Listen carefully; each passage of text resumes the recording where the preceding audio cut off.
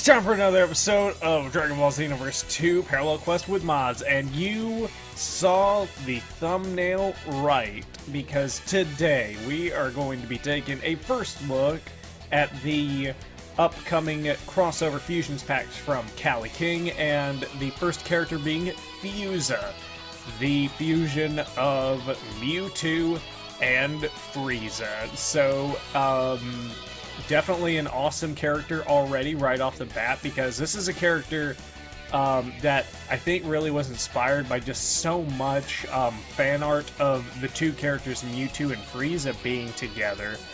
Not in a Rule 34 way, but, you know, just having them both in the same frame. And they're both so comparable, too, just like in color scheme and in design. And now we have a actual character, a physical embodiment of this character. So it's kind of cool. Some interesting things about this particular character is he actually has two custom moves, the Shadow Ball and the Shadow Death Ball. Now, the moves in particular are kind of subject to change, so you're free to give feedback about that or anything like that. I know I will whenever I'm playing as them in just a minute. And also, I forgot that the Looney Tunes 2-pack, which, by the way, is available right now on DragonBallXenoverseMods.com. There will be a link to that. And also, in the same day, the Family Guy pack was released, so I'll have a link to that as well, both by Cali Kings.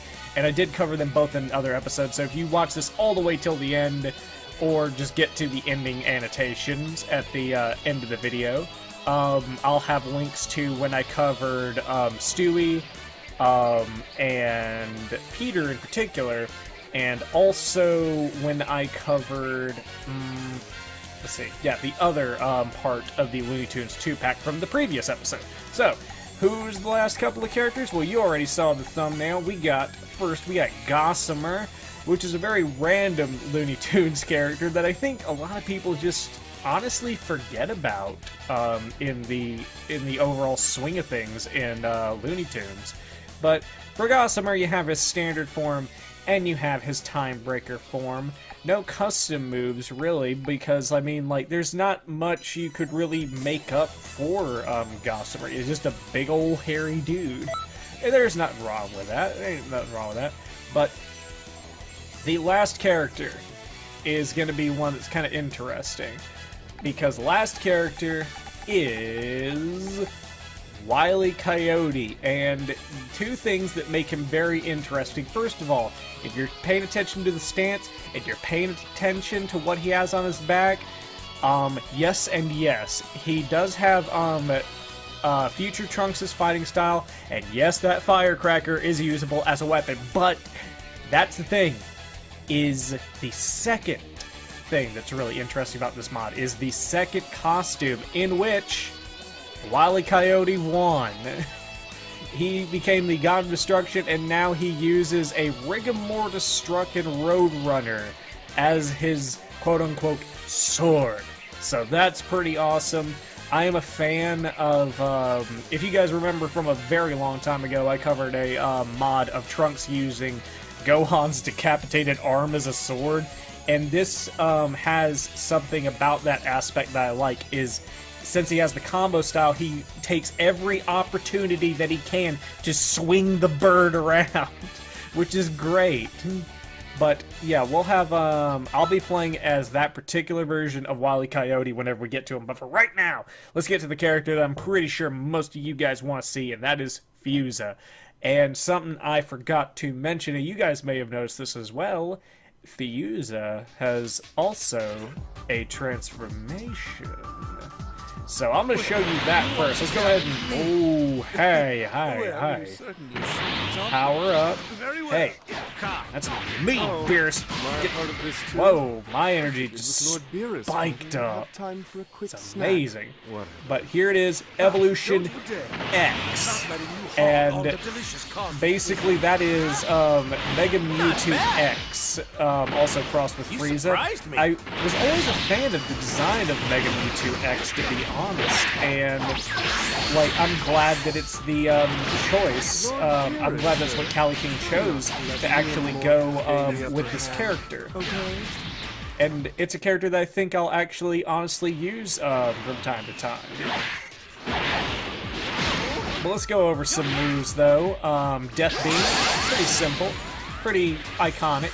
I'm actually kind of wondering, like, what are you guys' preference on Death Beam? Because I know there's also Crazy Finger Beam, and I can see how each one would appeal to a certain group of people, but I just want to see which one you think is more popular, or which one you guys enjoy using more. Death Beam versus Crazy Finger Beam.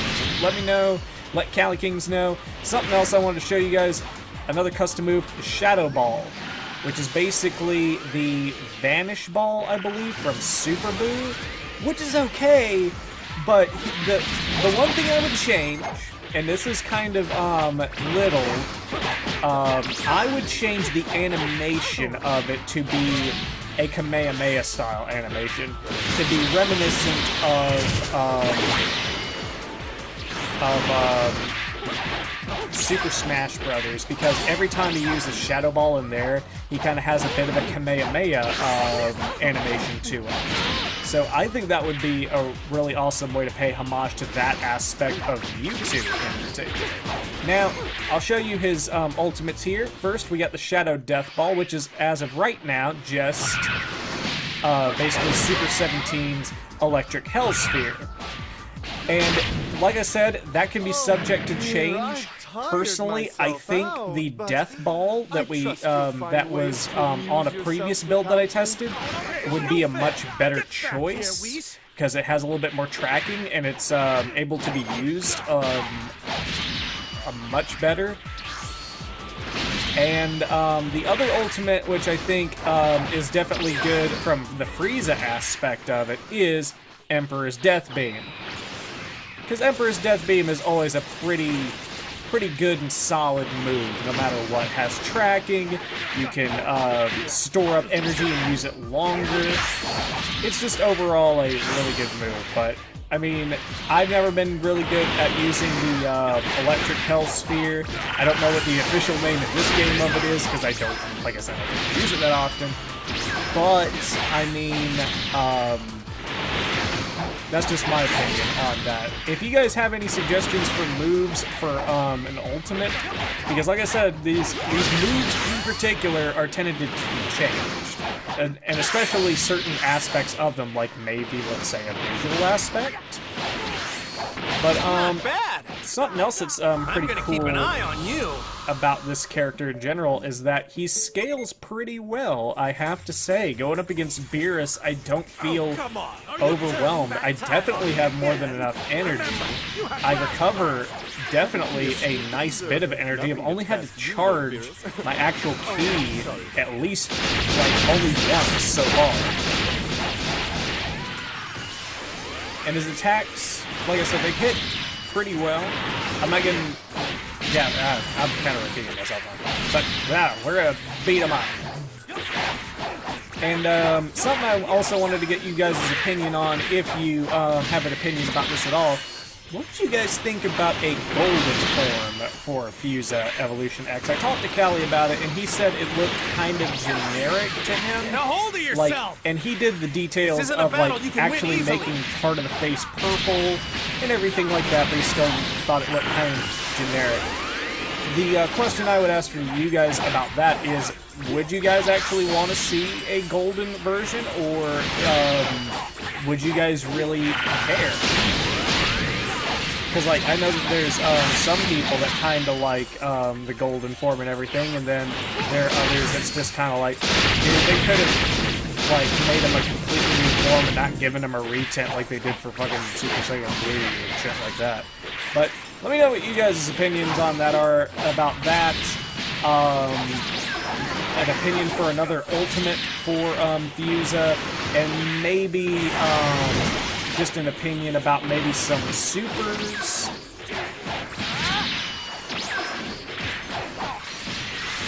God, they're like, I would like, I wonder if I would say the evasive, the psychic move is actually pretty good. Funny story, this, with this character, it was my first time actually using the psychic move, and I have to say, I am now a fan. Oh, come on.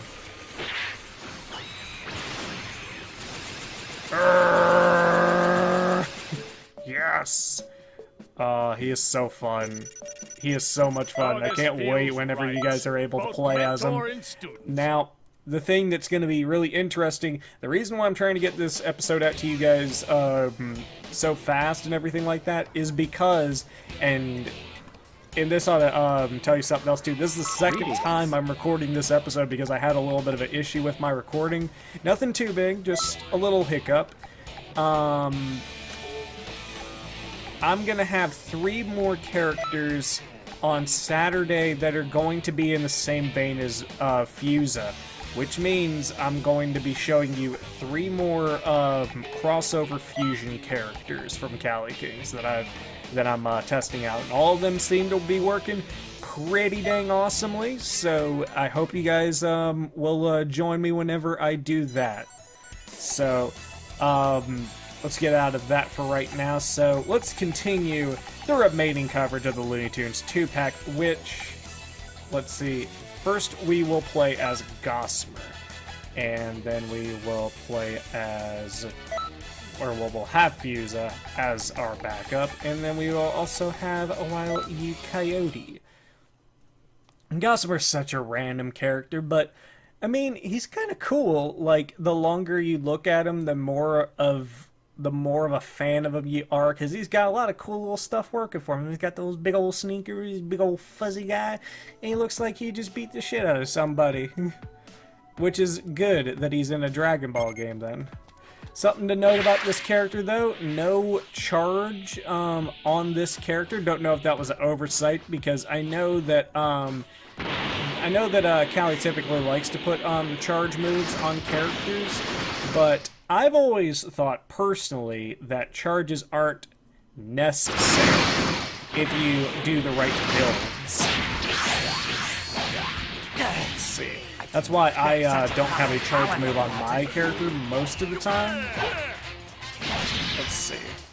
I just think it's kind of a waste. Like, you can get 4 moves, and I mean, whenever you actually hit supers or ultimates, that cost more than a bar, they feel a lot more gratifying whenever they hit, and it kind of forces you to be a better player too, because you know if you miss, it's gonna be a little bit before you actually get around to earning another super / ultimate. So that's what I kind of think about the whole charge moves. Like, it's cool if you want to use them, but in my opinion, like, it's not needed, and I think it makes the game a little bit more challenging and a little bit more fun. Now. But something else I wanted to talk about while I'm covering dear old Gossamer here is any concerns. I'm sure some people have them that play the PC version and play with mods like I do about the upcoming DLC / updates and how it's gonna affect the patcher and all the tools and everything like that. And I will tell you a couple of things that I know. I am in a bunch of different modding discords. I'm in Callie and Leon's cooperatively moderated, I should say, Discord. Pride Troopers, Air Talents, and a few others. And here's the thing, nobody in any of them are in panic mode. Nobody's like, oh my god, the end is near, modding's dead, or anything like that. So I think something good is going, like, I don't think we're in for a bad scenario. Someone will update the tools, someone will get them to work, especially because we found out that the EAC solution is so stupidly easy. The only thing that worries me, like, and it doesn't even worry me that much, and it's just very slightly, is that Bandai Namco is for some reason taking more time with the PC and the Switch versions of these. Now, the Switch version I can kind of understand because there's going to be some porting issues because of maybe the Switch isn't as powerful a console as the Xbox One or the PlayStation 4. But PC is kind of different. And I think I might actually have a theory on why, though, and it actually has something to do with that EAC, is because even though that EAC prevents people from going online and everything like that, it doesn't prevent people from, like, getting into the game and unlocking everything at a stupidly high rate. So if they want to give us, or if they want to give console players a week to unlock everything and discover stuff naturally, if that's the reason, I will applaud them for that. That is admirable. That's cool, if that's what they want to do. But yeah, that's just my whole opinion on that right now. Nobody needs to get really worried because the big modding groups themselves aren't really worried about it. Now, if they were worried about it, then I would, like, maybe start thinking about stuff to do to ensure that you can play with mods. In which case, there is a way that you can do it, and I still need to confirm that this works. I've actually turned off automatic updates for Xenoverse 2 and made it to where the only way that I can update it is if I launch the game. And here's my theory, is that I'm gonna get rid of the desktop shortcut for Xenoverse 2 that I have, and I'm just gonna launch it through the launcher from now on. So, hypothetically, over to the side on the launcher, there should be an indicator that says, oh, there's an update required, whenever the update comes out. And if that's the case, then I'll be all like, okay, I just need to play Steam and offline so I can still cover mods and everything like that until the patcher and everything is updated. That is my theory going forward. I cannot confirm to anyone if this is going to work or not.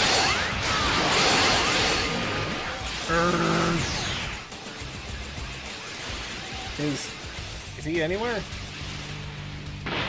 Whoa! Oh, really? How dare you! There's no way I can lose! Alright. God, critical upper is actually a move that even in the last episode, like, I realized how nice and how easy it is to use.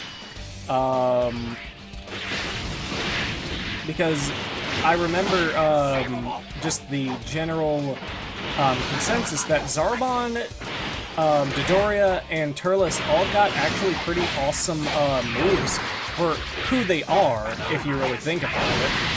Because they're not really just like, oh my god, these are the end-all be-all characters, but they got some just amazing moves. And Critical Upper is one of those. It's just so simple to use. You can throw it into any combo, just like that, and just end it right there. Because it's a nice chunk of damage. Alright, I suppose you pass. Suppose I pass? Why do you just suppose I pass? Why you gotta be doing it? Why you gotta be doing me like that? Why you gotta be doing me like that, Cell? God, I can't wait until, like, there's, I don't know if I mentioned this in a previous video, but there's a modder who, is actually making, compatible movesets, for CACs that also have tail animations on them for Saiyans. And, one of the ones that I'm waiting for is Cell, because Cell has an amazing moveset. If you guys haven't tried, Cell's moveset ever, try it out. It's like, and by moveset specifically, I mean like just his general like XXX and YYY like combo strings and stuff like that. They're pretty awesome and fun to use. But let's go ahead and get on with this last character. We're gonna be playing as the God of Destruction, Wily Coyote, as he puts down Broly and Majin Buu. Alright, so Fewza, and let's see. It's going to be interesting to see you guys react to like the actual other fusion crossover characters and everything like that. It's gonna be insane. I'm actually making a lot better time on this video, so I guess that's kind of a blessing in disguise. To give you guys kind of a little synopsis of what happened, though, in between me setting up this recording and recording, I guess as I was changing options around, generally what I do is I unplug and re-plug in my controller to get the sound to come through my headphones, because that's just how it works for some reason. And whenever it does that, usually Bandicam automatically sets it up to where whatever I hear through the headphones is whatever's recorded in Bandicam. But for some reason, while I was doing that, I had the settings tab open, and the secondary audio input was from my, the secondary audio input was from my webcam's microphone.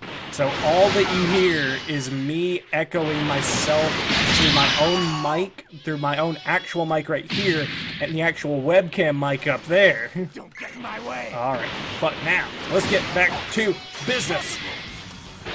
Gotta beat the crap out of both of you. Did Majin Buu just go retarded or something? I really don't know what happened there. Alright, let's go ahead and get you a Spear Destruction, baby. This whole mod reminds me of one that I covered way back when, and it's a mod where you played as Trunks, and instead of his sword, he was actually using future Gohan's decapitated arm as a weapon. And what disappointed me about that is, like, just the lack of sword moves and combos in general, because, like, I was like, if you're gonna put that on his back, like, he needs to use it at every opportunity that he can. Because it's just, like, it's a funny thing. You have to have him slinging that around, and it's a good thing that that is the case with Wily Coyote, because he is slinging around Roadrunner just any chance he gets. And to be honest, with the history that Wily has had with Roadrunner, I don't blame him. I would use him as a weapon too. Okay, and time to put you down, Broly. Although I will say, this sucks, even though I'm playing as the God Destruction version, his regular costume was pretty dang authentic, surprisingly, because he has Here's a Present, so that kind of pays homage to the fact that he uses, like, the Acme products and everything like that. So I thought that was a rather interesting touch. Yes! Power is rising, overflowing. Oh, it's overflowing? Don't back down. You know Dad and I can blow you guys out with flex, right? Well, yeah, but we gotta do that first. Alright, let's go ahead and charge up and see how much we can do to Broly now with the Spear of Destruction!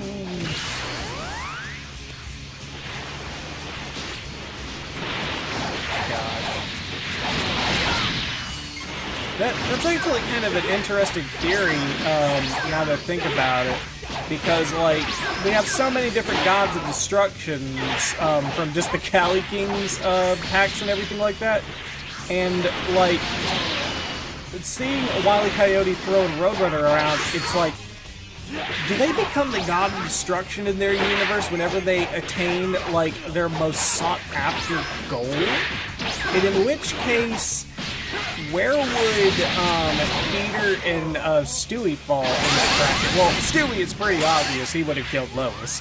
But then again, to be honest, at this point in Stewie's development on Family Guy, I don't even know if that would be his ultimate goal anymore. What would Stewie's ultimate goal be at this point in Family Guy?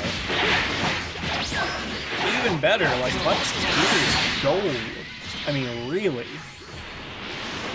Like, what made him ascend to God of Destruction? Is it just the overall I think it was a battle between him and the giant chicken that wound up doing it. I think that's what happened. maybe the God of Destruction was the first, or maybe the God of Destruction in his universe was the giant chicken that they kept on fighting. That would be kind of cool. Callie, you need to get on some fanfic stuff and make that shit happen. Or, what actually is kind of cool, I don't know if this tool works, but apparently there is a quest installer now. I don't know how well it works, but Callie, you should totally make some quests with your characters if it works. I think that would be pretty cool. Oh, this feels But right. overall, Mentor and student. the whole Looney Tunes 2 pack in every is, way. just like Cell said, perfect in every way. Lots of funny crossover costumes, a bunch of new gods of destruction that you guys can play as. And like I said, that is available now, as is the Family Guy pack from Cali King. As I will have links to those two in the description below. Fewza is coming with the Fusion crossover pack, which will be released later on, with some more characters that I will be covering this Saturday. So if you guys want to see that, don't forget to subscribe to the channel, like the video if you enjoyed, and comment on some of the feedback, especially for Fewza, and also comment on the question of the day. And that question is, what is a crossover fusion you personally would like to see? And I'll give you guys a little bit of ground rules, just to kind of make it a little bit more specific.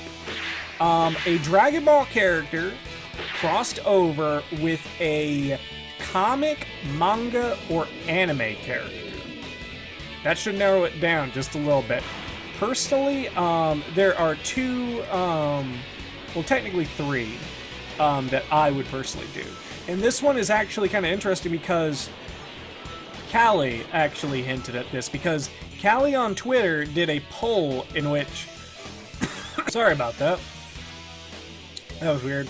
Callie did a poll on Twitter about who everybody would be interested in seeing in the crossover fusion pack.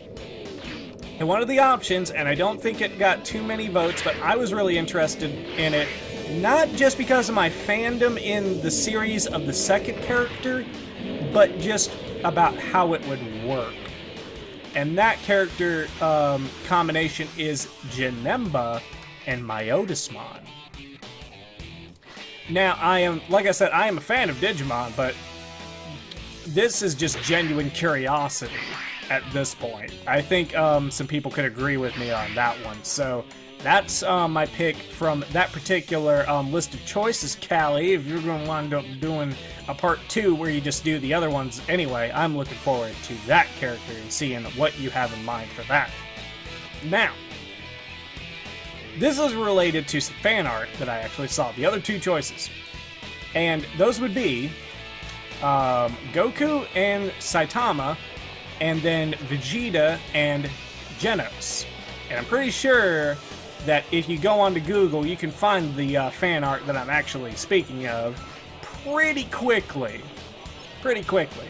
But it's kind of weird because, speaking of One Punch characters, like, there are no 3D models yet available of any One Punch Man characters. So anything that you see that's One Punch Man related that goes up on the modding forums, pretty much somebody wound up having to make that themselves. So if it looks a little wonky or something like that, you'll know pretty much that's why. Because think about it, there's no One Punch Man video game anywhere. Because the series, admittedly very good, is still in its infancy. So it makes sense that it hasn't had a video game yet. And better question, how the hell would you make a video game out of One Punch Man? It would be a very interesting thing to see form up. And maybe that's a little mini question of the day for you guys. How would you guys do a One Punch Man video game? What kind of game would you make it into, and how would you make it to where it was still fun? But that's going to be it for this video. Once again, thank you guys for watching. This is Ostuni, signing off. Sorry about the cough earlier. Grrr!